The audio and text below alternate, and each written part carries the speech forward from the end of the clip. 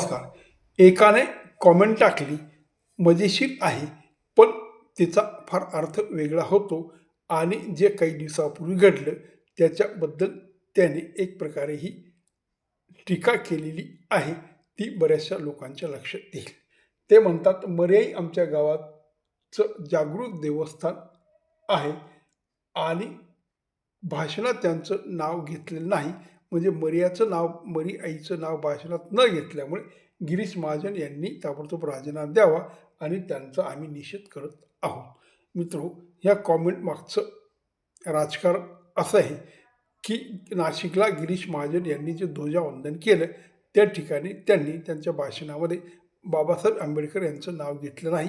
त्याबद्दल त्यांच्या समाजाने नाराजी व्यक्त केली आणि मग गिरीश महाजन यांनी चुकून अनदानाने ही गोष्ट राहिली असं म्हणून समाजाची माफी मागितली.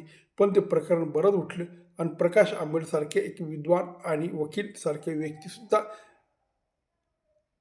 गिरीश महाजनबद्दल काही वाईट बोलले आणि त्यांचा राजीनामा घ्या, भाजपने त्यांना हाकलून द्या अशी त्यांनी वचवापर केली. त्याच पद्धतीने काही ठिकाणी मोर्चेही निघाले.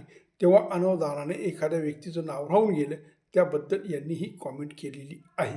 म्हणजे याचा अर्थ असा होतो, आता फक्त नावाला महत्त्व राहिलेले आहे. त्या व्यक्तीच्या कर्तव्याला, त्या व्यक्तीच्या इतिहासाला, त्या व्यक्तीच्या पुरुषत्वाला, त्या व्यक्तीच्या सेवेला, ज्याने देशासाठी खूप मोठं बलिदान दिलं, ज्या व्यक्तीने देशासाठी खूप मोठा त्याग केला, अशा लोकांच्या त्यागाला, बलिदानाला, त्यांच्या विचाराला, त्यांच्या तत्वाला, त्यांच्या कामगिरीला झिरो महत्त्व असून फक्त त्याच्या नावाचा उदो झाला पाहिजे एवढंच आजचा समाज ठरवून हे करतोय आणि हे समाजाचं एक प्रकारे अंधपतन आहे असंच म्हणावं लागेल. कारण थोर व्यक्तींचा ज्या पद्धतीने त्यांनी कामगिरी केली असेल त्याचा गौरव केणे गरजेचे, नावाचा गौरव नाही.